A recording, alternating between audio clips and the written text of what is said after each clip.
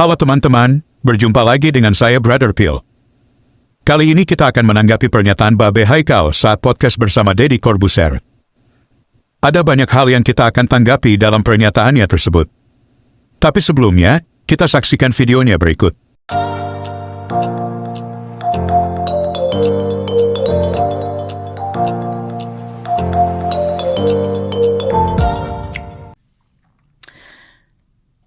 Sejak zaman Nabi Adam, Allah menurunkan agama Islam. Masjidil Haram adalah saksinya. Masjidil Aqsa adalah saksinya. Artefak bisa mengurutkan itu tahun berapa. Gitu. Oke teman-teman, kita berhenti sejenak. Barusan kita dengar Babe Haikal katakan bahwa Adam itu Islam. Siapa yang bilang Adam dan nabi-nabi lain juga Islam? Tentu saja Al-Quran yang baru ada 1400 tahun yang lalu.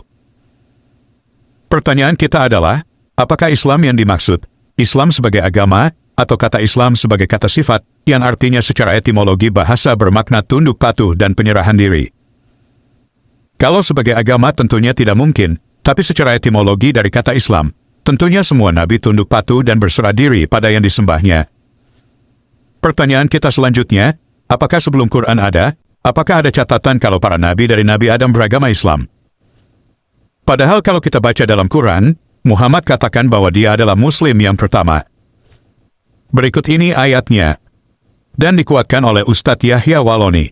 Yang memberitahukan dia adalah Nabi terakhir adalah Pendeta Waroka bin Naufal. Belum ada orang Islam pada waktu itu. Calon Islam baru satu, Rasulullah Muhammad Sallallahu Alaihi Wasallam. Mari kita tanya Quran guys. Quran. Siapakah Muslim pertama? Surat Az-Zumar ayat 12. Dan aku diperintahkan agar menjadi orang yang pertama-tama berserah diri. Surah Az-Zumar verse 12. And I am commanded to be the first Muslim. Menurut surah Az-Zumar ayat 12. Yang pertama diperintahkan menjadi Muslim adalah Muhammad. Belum ada orang Islam pada waktu itu. Calon Islam baru satu, Rasulullah Muhammad Sallallahu Alaihi Wasallam. Tapi apapun itu urusan mereka, kalau mau klaim. Tapi berikut ini kita harus luruskan, karena Babe Haikal berbicara offside tentang kekristenan. Kita lanjut video Babe Haikal. Dan semua orang juga tahu bahwa pertama kali Yesus diangkat jadi Tuhan tahun 325 di Konsili Nisea. Everybody know. Kita barusan dengar, Babe Haikal katakan bahwa Yesus baru diangkat jadi Tuhan pada tahun 325 Masehi. Jika kita bandingkan pernyataan Babe Haikal beberapa tahun yang lalu, sepertinya ada perubahan. Karena beberapa tahun yang lalu, Babe Haikal katakan, Kristen baru ada pada waktu Konsili Nisea. Tapi kali ini Babe Haikal berubah pikiran, di mana dia bilang, Yesus diangkat jadi Tuhan tahun 325 Masehi. Berikut video beberapa tahun yang lalu. Kemana Kristen? Belum ada Mbak, 325 Masehi ntar Pak, dengan Konstantinus nanti, di Konsili Nisea. Kali ini kita akan mendengarkan penjelasan Pendeta Leonardo Winarto atas tuduhan Babe Haikal. Shalom, Shalom Aleichem Beshem Hamasiyah. Nah kali ini saya ingin bicara tentang sejarah. Sejarah adalah sesuatu yang sangat penting. Seperti yang pernah disampaikan oleh presiden pertama kita, jangan meninggalkan sejarah. Nah tentu ada banyak manfaat kita belajar sejarah.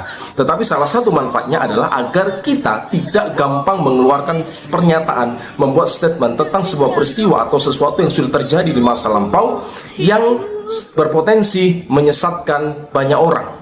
Seperti yang bisa kita lihat dalam video di atas. Kemana Kristen? Belum ada Mbak, 325 Masehi ntar Pak, dengan Konstantinus nanti, di Konsili Nah Nisea. tentu video di atas salah sama sekali secara historis, sebab tidak sesuai dengan kenyataan atau fakta yang ada.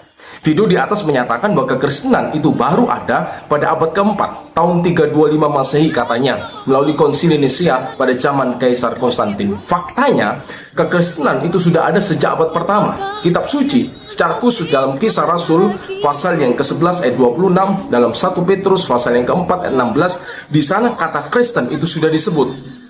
Kata Kristen itu berasal dari bahasa Yunani Christianos, artinya adalah pengikut Kristus, murid-murid Kristus. Dan ini sudah disebut dalam kitab suci, di mana Kisah Rasul surat Petrus yang pertama itu sudah ditulis sekitar tahun 60-an.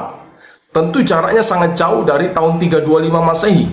Terlebih kalau kita melihat catatan sejarawan abad pertama, seperti misalnya Flavius Josephus, ia seorang sejarawan Yahudi. Ini bukunya. Josephus bukan seorang Kristen. Ia seorang sejarawan, ia menulis tentang orang-orang Kristen yang percaya kepada Yesus. Sejarawan lainnya, ada Plinius, ada Tacitus. Ia adalah seorang sejarawan non-Yahudi yang hidup di abad pertama. Nah, fakta-fakta ini jelas mementahkan pernyataan di atas yang menyatakan kekristenan baru ada pada abad keempat.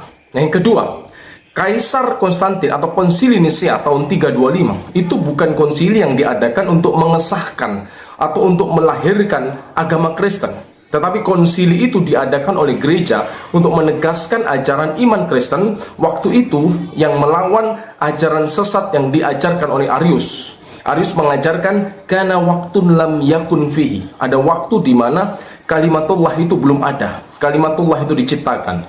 Tentu gereja menolak berdasarkan kitab suci yang mengajarkan bahwa kalimatullah itu kekal, qadim, ia tidak diciptakan, tetapi ia sudah ada sejak mulanya. Ia kekal, tidak tercipta, bahkan ia pencipta segala sesuatu. Jadi konsili Nisea sama sekali bukan konsili yang diadakan untuk menciptakan, melahirkan agama kekristenan. Sebab kekristenan itu sudah ada sejak abad pertama, sejak Yesus melayani di dalam dunia ini. Jadi poin yang ingin saya sampaikan, belajarlah sejarah dengan baik, benar dan jujur agar kita tidak disesatkan dan menyesatkan banyak orang. Terima kasih, Tuhan Yesus memberkati. Kita sudah dengarkan penjelasan Pendeta Leonardo Winarto. Sepertinya polemikus Muslim selalu menggunakan strawman argumen saat mereka menyerang kekristenan. Padahal, apa yang mereka bicarakan tidak diimanin oleh orang Kristen. Oke teman-teman, demikian tanggapan kita terhadap pernyataan Babe Haikal. Semoga menambah informasi teman-teman. Terima kasih untuk dukungannya. Tuhan Yesus memberkati. Kalau ditanyakan kepada saudara kita Kristen dan Katolik, ditanya aja, kitab ini isinya kitab mereka ini. Emang ada nabimu yang buta huruf? Yang diberikan kitab. Kitab itu diberikan kepada nabi atau kepada umat? Nabi. Ada nabimu yang buta huruf sampai kitab diberikan oleh Jibril alaihissalam memberikan kitab kepada Nabi alaihissalam, dan Nabi itu buta huruf. Dia bilang nggak ada, Gabriel nggak ada, Nabi semua orang hebat. Bahkan penulis. Siapa bilang Nabi buta huruf? Kok berani-beraninya orang bilang Nabi nggak bisa baca? Hah? Mana orangnya? Bawa kemari. Orangnya ada di samping Pak Ustadz. Great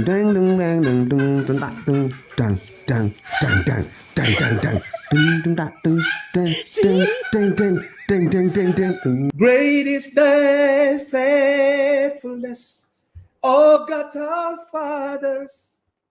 Morning by morning thy mercy I see. What I've been needed thy hand had provided. Great is thy faithfulness, Lord, unto me. Itu.